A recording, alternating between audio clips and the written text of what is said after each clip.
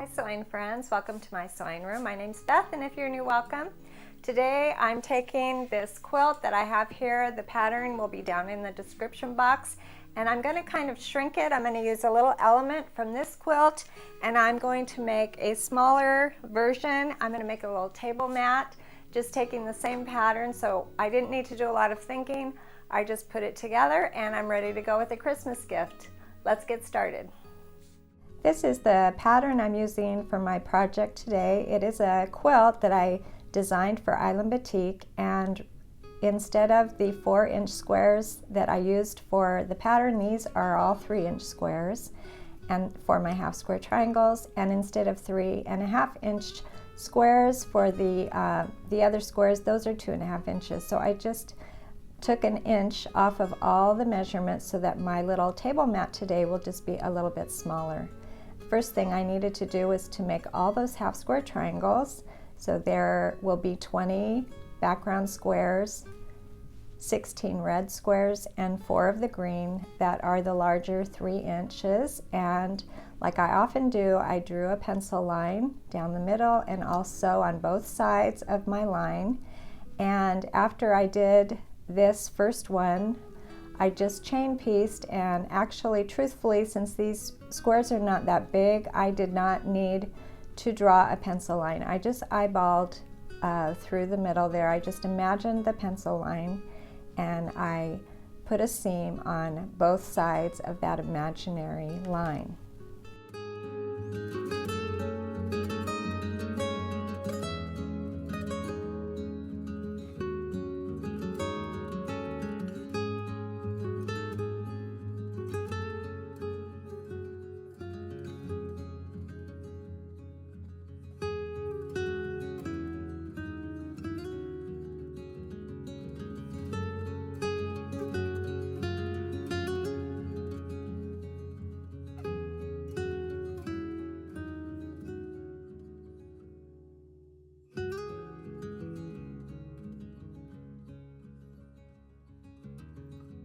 When all of my half square triangles were sewn together, I used my rotary blade and I cut a line right through the middle. I pressed all of my half square triangles open to the darker side, and then I trimmed all of these half square triangles to the size of 2.5 inches.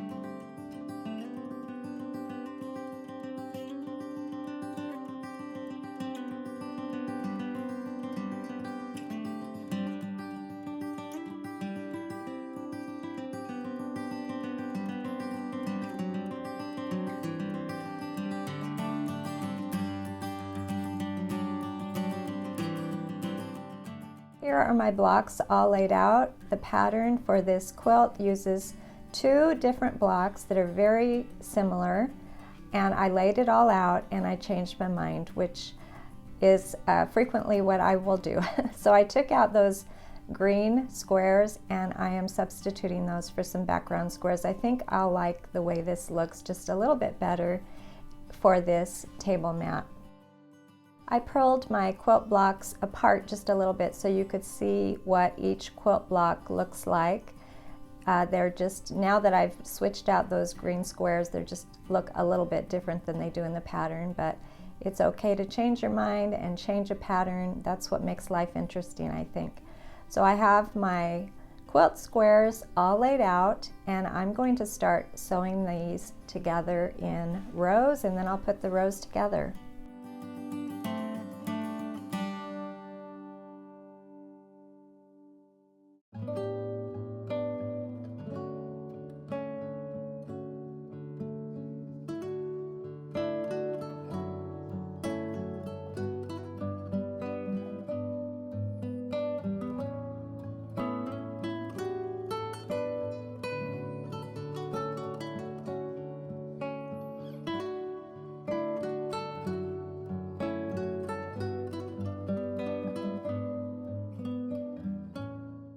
I'm using my vintage featherweight sewing machine to piece my little quilt together today, so I needed to chain piece. I don't have a thread cutter with this machine, so I just needed to keep track of everything. I did that by just sewing 2 squares together, of course, and just doing 2 at a time, then 4 at a time, and that way I was able to keep track of where I was.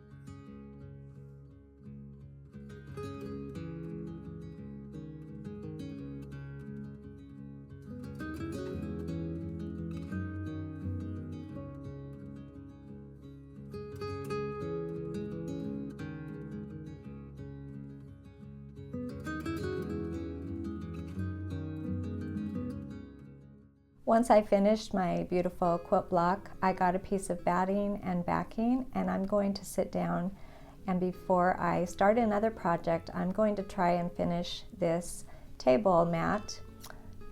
And I wanted to show you the backing is just so pretty, and it's an older piece of fabric that I found in my stash that I really love, those little tiny candy canes, and I'm enjoy using these older fabrics that get handed down to me or I find at the thrift store.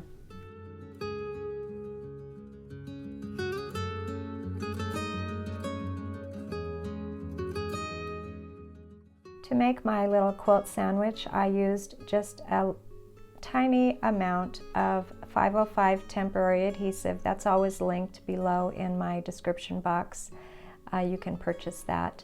That's what I typically use, and for this little quilt I needed very little.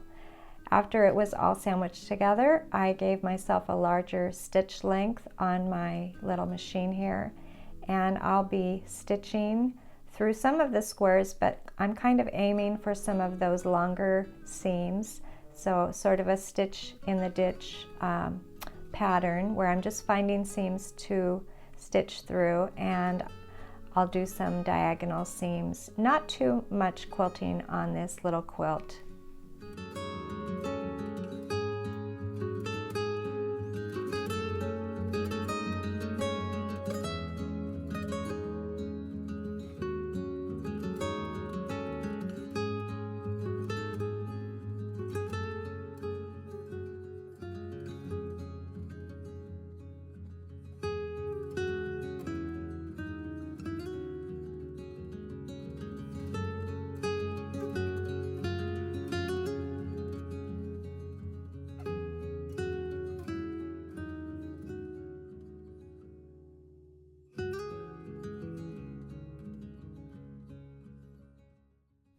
After cutting the excess away from this table mat, the batting and the backing, sort of using the quilt top as my guide, I cut some strips that were 1 3/4 inches wide, the width of fabric, and I needed 2 of those to get around this little table mat, and I will sew that onto the front. I'll roll it to the back and hand stitch all the way around on the back. It's a single layer for this binding for this little quilt. I think with a small quilt like this, you don't need to have a double layer. I think the double layer is there for wear and tear on a quilt so that it might last longer, but I think the 1 layer of binding is just a little bit less bulky on something that'll be on a table. So here I am making my binding strip, making it long enough to go all the way around my little quilt.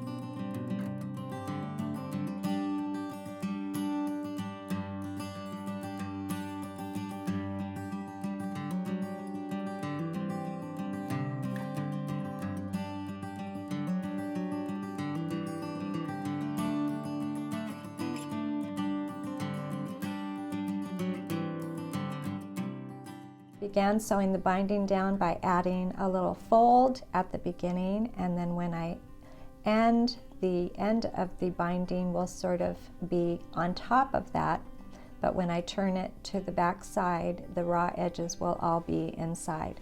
So I fold it up and down, and then I will start sewing at the top, and I've done this binding many times on this channel. When I get to the end of one of these sides, I stop before the end, about 1/4 inch away from the end. I stop and I pivot, and then I sew off of the corner of the quilt before I do that fold.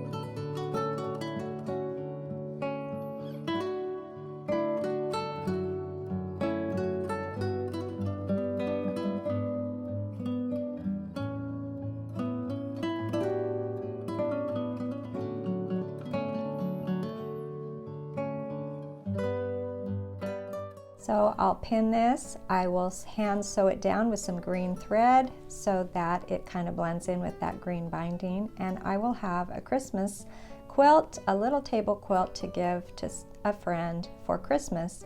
This is such a pretty quilt. I was able to use some leftovers from that first quilt that I made. I had enough leftovers to make this cute little table mat. Thanks for joining me today, and I'll see you next time.